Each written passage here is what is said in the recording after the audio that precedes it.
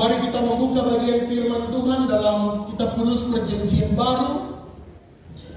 Kisah Para Rasul pasal yang keempat ayatnya yang ke-12.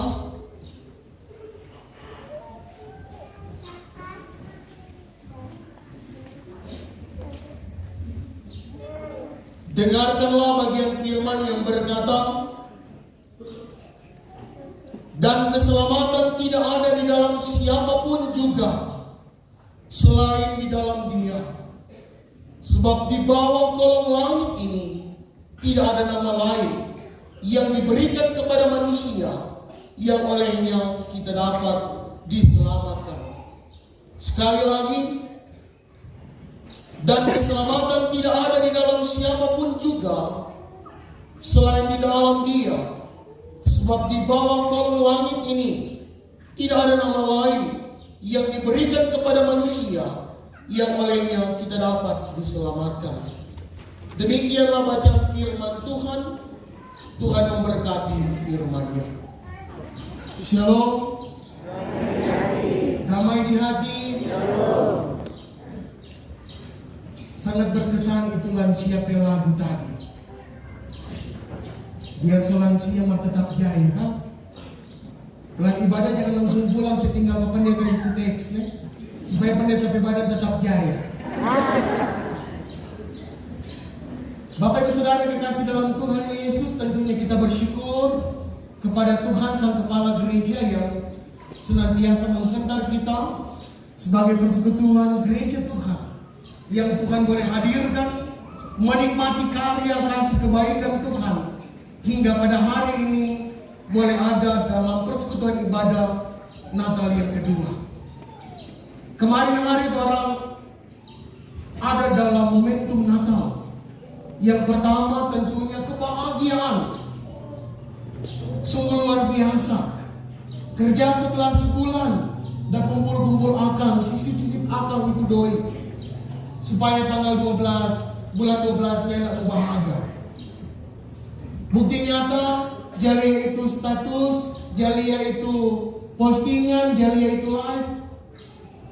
Itu makanan luar biasa melimpah. Bahkan pun ketika pendeta, ada beberapa pendeta datang pergi akang, bahkan juga yang pendeta datang akang. Luar biasa. Itu sukacita Natal yang nampak bukan dari wajah, tapi dari persiapan. Makanan luar biasa. Begitu banyak. Cuma pendeta Jalia yang gak ada cuma ubi tahu dan burung tahu. Cuma itu dua yang ada di meja. Lain dari itu ada. Kalau ubi tahu sendiri, orang sendiri semua tahu. Ubi yang tidak jamakan. Maka kalau burung tahu, ada pendeta di saudara di Kinabalu dan bilang, yang gak ada di meja pendeta, cuma ada di gereja. Mari yang ada di sini, amin. Siapa ragu-ragu dalam bilang amin. Bapak Ibu Saudara kasih dalam Tuhan Yesus, mensyukuri berkat anugerah penyertaan Tuhan dalam kehidupan kita. Tak habis-habisnya berkat kasih-Nya dalam hidup kita. Dengan berbagai macam situasi hidup tidak menggoyahkan. Satu iman pengharapan dalam Yesus Kristus. Ketika kondisi-kondisi yang ada diizinkan Tuhan mulai dalam pemulihan pasca dari COVID-19. Mari mulai orang diperdengarkan dengan adanya inflasi. Inflasi yang ada tahun 2023. Belum bernafas lega. Dengan itu COVID mulai diperdengarkan dengan masalah yang baru tahun depan. Tapi ketika Tuhan perkenankan kita melewati, keluar dari kesengsaraan hidup pasca COVID-19, dengan percaya Dia yang adalah Immanuel akan terus menuntun kita. Amin. Jemaat yang dikasih dan diberkati Tuhan, kita sering mendengar pepatah yang berkata, ada banyak jalan menuju ke Roma. Sebuah pepatah berkata tentang bagaimana itu jalan yang tidak cuma satu. Ada banyak pilihan jalan. Ketika jalan satu tertutup, ada jalan lain yang boleh pergi akal. Itu yang dimaksud, dan saya secara pribadi menganggap bahwa konteks yang ada dalam perkataan pepatah itu sangat cocok dengan penggambaran banyak jalan menuju ke dosa, tapi tidak menuju ke surga. Ada begitu banyak jalan yang membawa kita kepada gelapnya dosa, tapi hanya satu jalan yang membawa kita kepada terang kasih Kristus, yaitu Yesus yang adalah Putra Natal, yang dijanjikan kepada kita umat manusia, yang sedang kita rayakan dan sedang kita nantikan kedatangannya kali yang kedua. Kenapa pendeta katakan tadi ada banyak jalan menuju ke dosa? Karena tanpa bisa kita pungkiri kecondongan hati untuk melakukan berbagai macam tindakan yang menyakiti hati orang lain tentunya berujung kepada dosa. Pikiran perasaan manusia yang terperosok atau jatuh dan terbawa kepada arus jalan yang tidak sesuai dengan ketetapan dan kehendak Tuhan membawa kepada dosa. Jalan menuju ke dosa itu banyak, tapi jalan menuju ke surga cuma Dia satu, yaitu Yesus Tuhan Allah kita.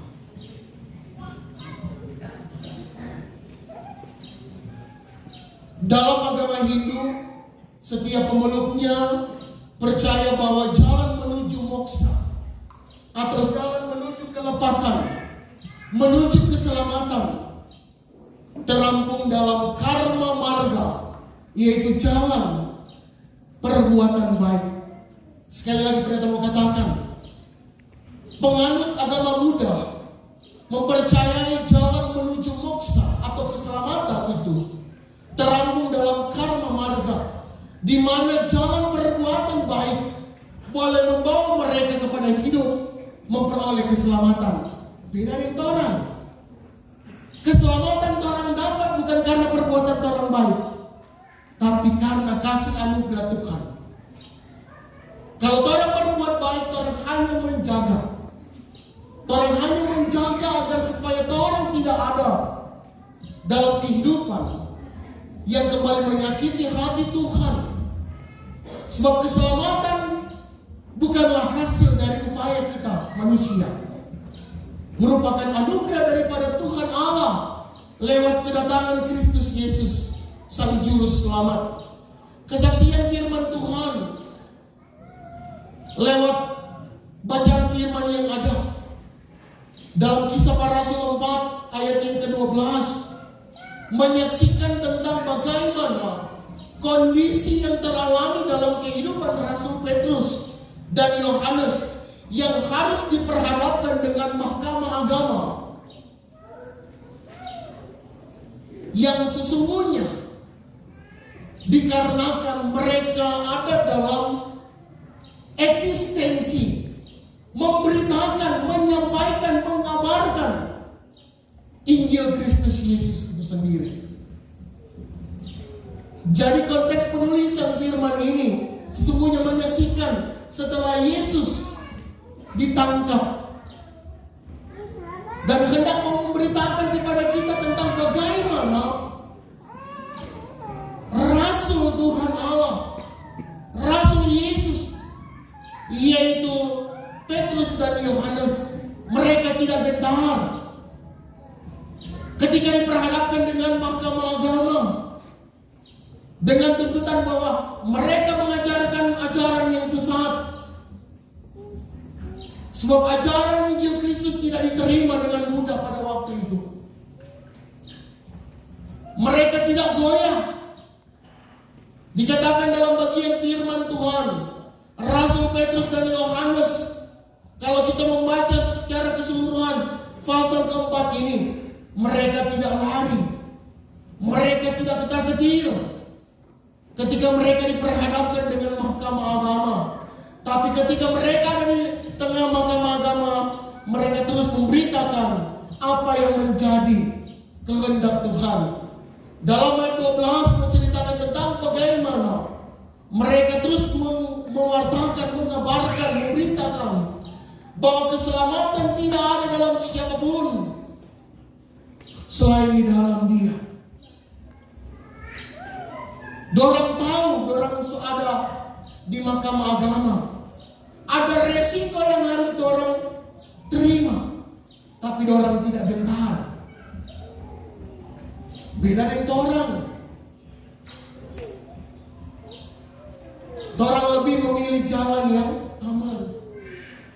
Mereka yang ada sebagai rasul, sebagai orang yang setia mengikut Tuhan sama dengan dorang, ketika diperhadapkan di muka mahkamah agama, mereka terus menyampaikan, mewartakan bahwa hanya Dia jalan keselamatan. Tidak ada di bawah kolong langit ini yang dapat menyelamatkan dunia selain Dia, Allah di dalam Kristus Yesus. Bapak yang sudah kasih dalam Tuhan Yesus, kita buka kitab Roma pasal yang ketiga ayat 23 sampai 26.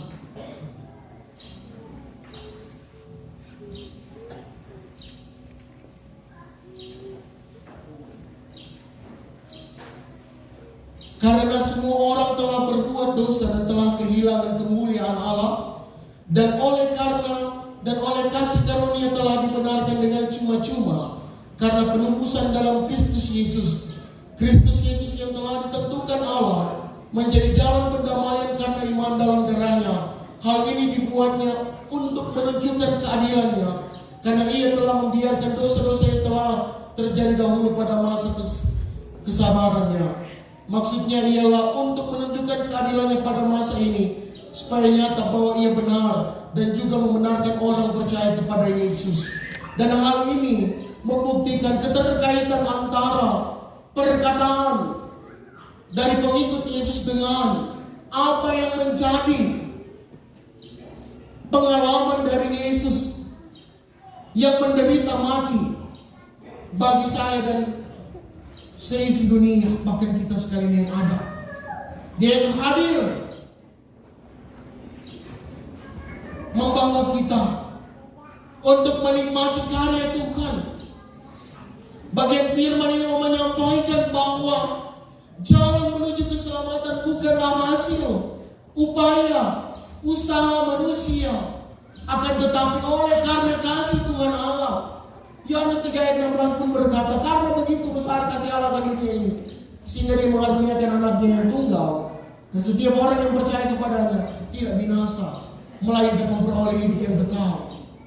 Begitu banyak ayat dalam bagian firman Tuhan yang menyatakan, menguatkan bahwa keselamatan yang ada, jalan keselamatan itu terbuka bukan karena upaya manusia, tapi karena kasih karunia daripada Tuhan. Berefleksi dari bagian firman Tuhan yang ada, kita sekalian yang hidup dalam karya kasih Tuhan secara cuma-cuma yang dipulihkan, didamaikan, dan dibenarkan di dalam Kristus Yesus, mengapa kita harus terus tidak berdamai dengan sesama kita? Masih menyimpan amarah, dendam, sakit hati, akar pahit.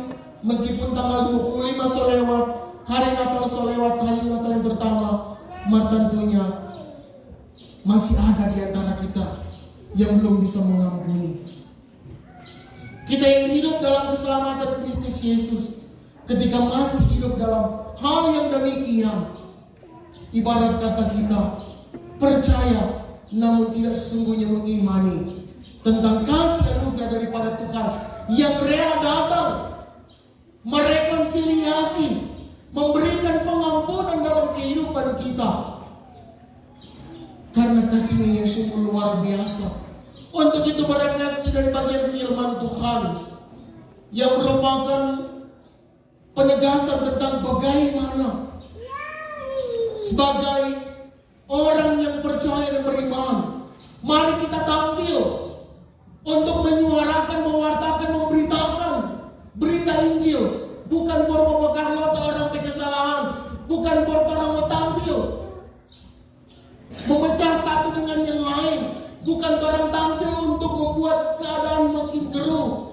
Akan tetapi mari orang tampil, saling bergandengan tangan sebagai pelayan khusus dan pelayan khusus yang ada, sebagai pelayan khusus dan jemaat, sebagai pemerintah dan masyarakat, bahkan masyarakat dan masyarakat. Mari kita ciptakan hidup yang benar-benar menampilkan bahwa kita telah menerima karya keselamatan Kristus Yesus, menerima damai Natal dalam kehidupan kita. Kita tinggalkan keegoisan kita untuk tetap menyimpan amarah, dendam, bahkan segala dosa-dosa yang ada. Mungkin orang pernah berkata, sampai ngana mati kita tak mau maaf pangan. Ngana kira gampang kita mau maaf. Mari kita tinggalkan setiap beban pemikiran, bahkan rasa sakit hati di dalam damai Natal yang ada. Mari kita hidup saling mengasihi, mengampuni, saling menopang, mendoakan satu dengan yang lain, agar spiritualitas iman percaya kita sebagai persekutuan jemaat dan pelayan Tuhan, sebagai kehidupan keluarga Kristen akan semakin membawa dampak pada pertumbuhan iman percaya kepada Tuhan, tapi juga pertumbuhan dalam persekutuan jemaat dan masyarakat. Amin. Firman Tuhan.